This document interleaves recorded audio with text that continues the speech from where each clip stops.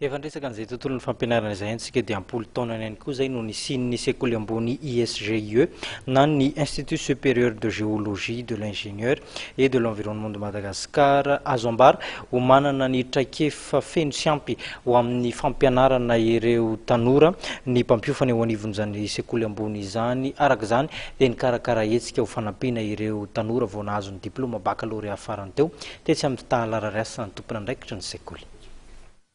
Maro ireo mpianatra afagabaka mandalo taona fotsy noho ny fahadisoana safidy teo amin'ny lalam-pampianarana. Mba hisoroana izany tranga izany indrindra dia nikarakara varandresaka na ranadevitra ary fampiratiana ny Institut Supérieur de Géologie de l'Ingénieur et de l'Environnement Madagascar na ny ISGE io maraina io tetsy amin'ny tahalarariasina ny Tsenalakely. Hetsika nikarakarain'ny ISGE teto amin'ny tahalarariasina zany dia nentina nampahafantarana an'ireo tanora afagabaka sy ireo ray aman-dreny ny lalam-piofanana izay misy.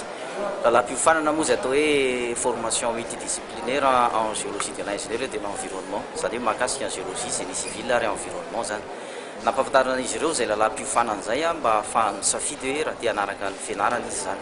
Fa ny anankiray faharoa izay niresana ihany koa tao anatin'ilay izy dia niresaka fisian'ny bourse d'études.